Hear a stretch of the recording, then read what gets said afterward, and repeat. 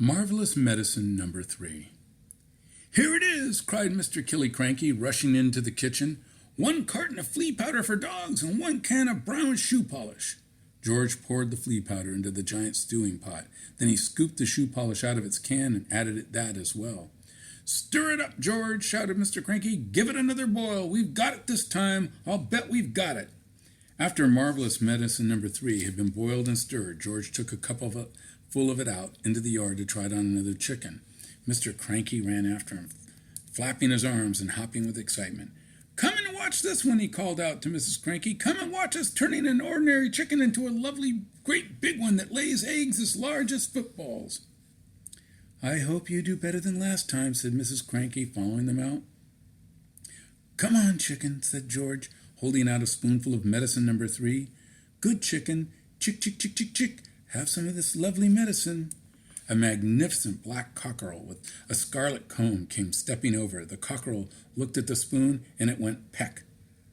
"Cock-a-doodle-doo!" squawked the cockerel, shooting up into the air and coming down again.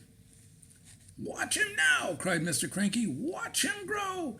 Any minute he's going to start getting bigger and bigger." Mr. Killiecranky, Mrs. Cranky, and little George stood in the yard staring at the black cockerel. The cockerel stood quite still. It looked as though it had a headache. "What's happening to its neck?" Mrs. Cranky said. "It's getting longer," George said. "I'll say it's getting longer," Mrs. Cranky said. Mr. Cranky, for once, said nothing. "Last time it was the legs," Mrs. Cranky said. "Now it's the neck. Who wants a chicken with a long neck? You can't eat a chicken's neck."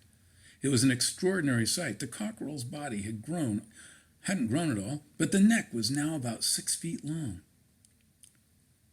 "All right, George, what else have you forgotten?" "I don't know," George said. "Oh, yes, you do," Mr. Cranky said. "Come on, boy, think. There's probably just one vital thing missing, and you've got to remember it." "I put in some engine oil from the garage," George said. Did you have that on your list?" "Eureka!" cried Mr. Cranky. "That's the answer. How much did you put in?" "Half a pint," George said. Mr. Cranky ran to the garage and found another half pint of oil. "And some antifreeze," George called after him. "I sloshed in a bit of antifreeze."